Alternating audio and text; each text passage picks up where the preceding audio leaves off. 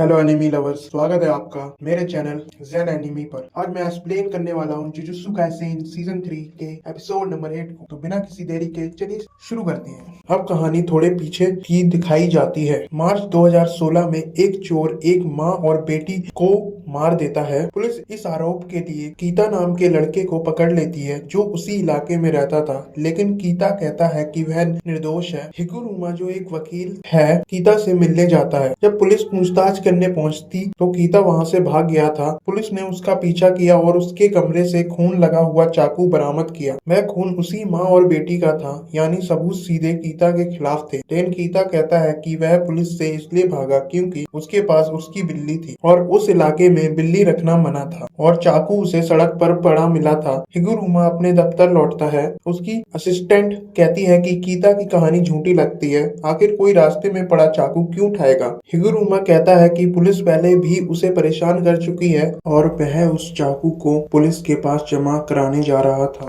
कीता एक एनपीओ में काम करता है जहां बुजुर्गों की देखभाल करनी होती है। उसे तनख्वाह नहीं मिलती, सिर्फ थोड़ा जेब खर्च और एक समय का खाना मिलता है। फिर भी वह किराया देता है। हिगुरुमा कहता है कि कीता के मोहल्ले में और भी कई लोग रहते हैं जिनका पहले का क्रिमिनल रिकॉर्ड है, तो उनमें से भी कोई चोर हो सकता है। तो इसके लिए हिगुरुमा जानकारी इकट्ठा करना शुरू कर देता है क्योंकि उसे यकीन था कि कीता निर्दोष है। सिमिजू कहती है कि हम सरकारी वकील हैं तो हमें वैसे भी ज्यादा पैसे नहीं मिलते हैं और उससे ज्यादा तो हमें काम करना पड़ता है। सबको पता है कि इस केस में कीता को सजा जरूर मिलेगी, फिर भी हिगुरुमा उसका केस क्यों लड़ना चाहता है। फिर हिगुरुमा बोलता है कि कभी कभी ऐसे केस भी लड़ने चाहिए, इससे दिमाग थोड़ा तेज होता है। सिमिजू चिल्लाते हुए बोलती है कि तुम कभी कभी नहीं, हमेशा ही ऐसे केस लड़ते हो। फिर सिमिजू तकागी से मिलने उसके कैफे जाती है। पहले तकागी भी हिगुरुमा के साथ काम करती थी। वो बताती है कि हिगुरुमा शुरू से ही ऐसा है, वो पैसे के लिए बिल्कुल भी लालची नहीं है। उसके पास एक ड्रंक ड्राइविंग का केस आया था जिसमें एक 19 साल के लड़के को उसके दोस्तों ने दारू पिला दी थी। हिगुरुमा वो केस हार गया था। फिर वो लड़का हिगुरुमा पर ही चिल्लाने लगा, तुमने मुझे बचाया क्यों नहीं। तकागी ने तब भी हिगुरुमा को मना किया था कि ऐसे केस मत लिया करो जिनको जीतना नामुमकिन हो, कमजोरों की रक्षा करना ये सब सुनने में ही अच्छा लगता है।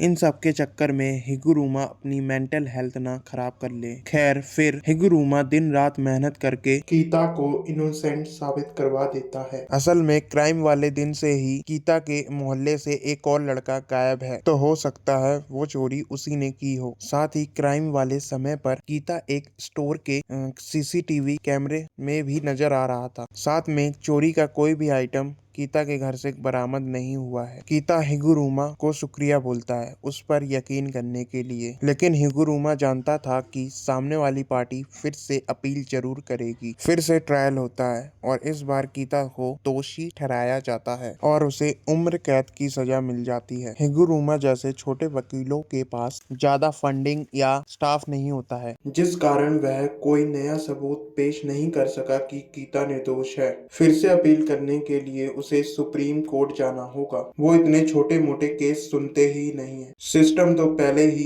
कीता को दोषी ठहरा चुका है। कीता हिगुरुमा की तरफ देखता है। उसकी आंखों में गुस्सा और दुख दोनों था। हिगुरुमा ये देख चौंक जाता है और खुद से पूछने लगता है कि ये मुझे इस तरह क्यों देख रहा है। तकागी ने हिगुरुमा से पूछा था कि उसके मन में क्या है। हिगुरुमा ने बताया था कि मैं कोई हीरो नहीं हूँ जो मासूम लोगों को बचाता है, मैं बस कुछ भी गलत होते हुए नहीं देख सकता। कानून अंधा होता है क्योंकि वह सबके लिए बराबर है, लेकिन कानून के साथ लोग भी अपनी आंखें बंद कर लेते हैं क्योंकि वो कड़वा सच देखना नहीं चाहते। पर इंसाफ के लिए हिगुरुमा हमेशा अपनी आंखें खुली रखेगा, चाहे वो अकेला ही क्यों ना हो। खैर, जज कहता है कि अगर किसी को इस फैसले से ऐतराज है तो वह 15 दिन में सुप्रीम कोर्ट में अपील कर सकते हैं। हिगुरुमा अब खड़ा होकर हथौड़े को टेबल पर मारने लगता है और वो देखते हैं कि हिगुरुमा के ऊपर एक बड़ा सा शिकिगामी आ गया था। हिगुरुमा बोलता है कि सब लोग बैठ जाओ क्योंकि ये ट्रायल अब फिर से शुरू होगा। इस टाइम पर ही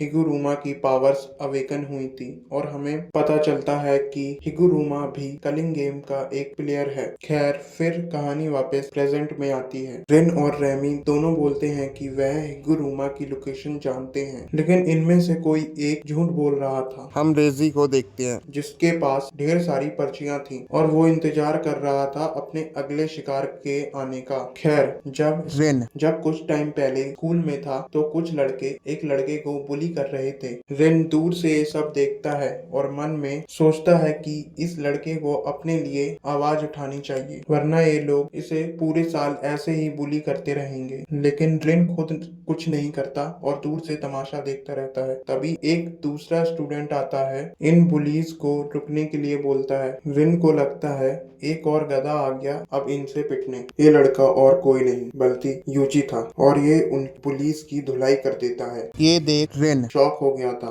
कहानी वापस प्रेजेंट में आती है। रिन यूजी को एक थिएटर के पास लेके जाता है और बोलता है कि हिगुरुमा इसी के अंदर रहता है।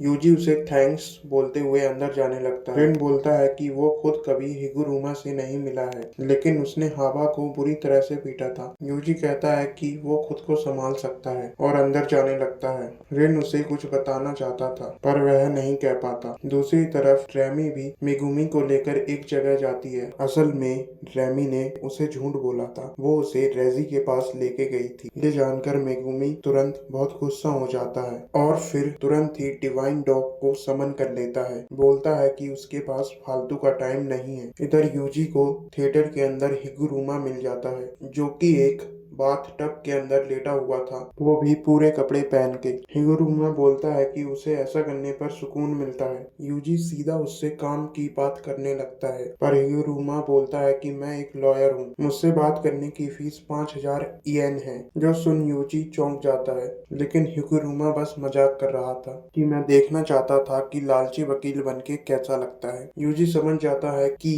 हिगुरुमा कोई पुराना सॉर्सरर नहीं है, बल्कि एक आम इंसान है जिसे जुजुत्सु की पावर मिल गई है। तो वो सोचता है कि मैं इसे बातों से ही मना लूं शायद। दूसरी तरफ रेजी समझ जाता है कि मेगुमी बहुत स्ट्रॉन्ग है, तो वो उससे अपनी टीम ज्वाइन करने के लिए बोलता है और पूछता है कि उसे कलिंग गेम के बारे में कितना पता है। मेगुमी बोलता है कि ये एक रिचुअल है जिसके पूरा होने पर जापान के सभी लोग बदल जाएंगे। ये सुन रेजी हंसने लगता है, बोलता है कि तुम केंजाकू को जानते हो। मेगुमी को पता था कि कलिंग गेम में केंजाकू की पहचान वाला कोई सॉर्सरर तो होगा ही। रेजी का मानना था कि केंजाकू का असली प्लान कुछ और ही है। मान लो कि 1000 सॉर्सरर इस गेम में हिस्सा ले रहे हैं और हर कॉलोनी में करीब 100 सॉर्सरर्स हैं, पर इन कॉलोनी में काशिमो और हिगुरुमा जैसे महाशक्तिशाली लोग भी हैं जो आसानी से बाकी सबको एलिमिनेट कर सकते हैं, और फिर तो गेम रुक सा जाएगा। और इन दोनों ने मिलके ही करीब 60 प्लेयर्स को एलिमिनेट कर दिया है।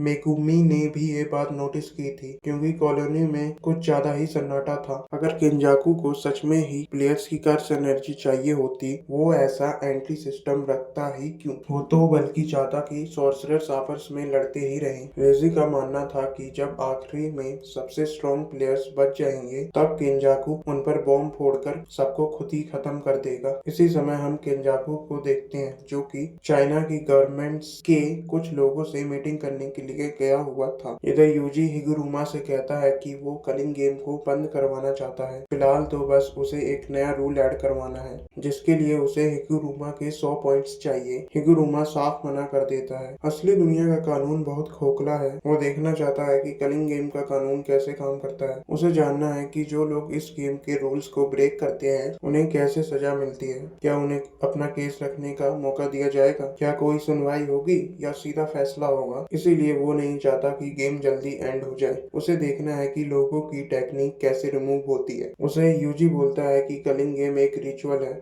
जिसके पूरा होते ही जापान के सभी लोग खत्म हो जाएंगे। हिगुरुमा बोलता है कि ऐसा कुछ नहीं होगा, कलिंग गेम हमेशा चलता रहेगा क्योंकि इसके रूल्स में यही लिखा है। यूजी समझ जाता है कि ये बातों से नहीं मानेगा और वो उसे अब सीधी धमकी देता है कि मुझे अब अपने 100 पॉइंट्स इस्तेमाल करने दो। हिगुरुमा अब खड़े होकर, तुमने कभी किसी ऐसे को मारा है कि जिसने तुम्हें गुस्सा दिलाया हो? मैंने सोचा था कि ये उससे भी अच्छा लगता है। यूजी देखता है कि हिगुरुमा के पीछे शिकिगामी आ गया है। हिगुरुमा के पास 100 पॉइंट्स हैं, यानी उसने करीब 20 सॉर्सरर्स को मार दिया है, तो यूजी को थोड़ा संभल के रहना पड़ेगा। हिगुरुमा अब यूजी के सामने आके बोलता है डोमेन एक्सपेंशन डेडली सेंटेंसिंग यानी आखिरी सुनवाई। और ये एपिसोड अब यहीं पे एंड हो जाता है और अब हम अगले एपिसोड में यूजी वर्सेस हिगुरुमा की फाइट को देखेंगे।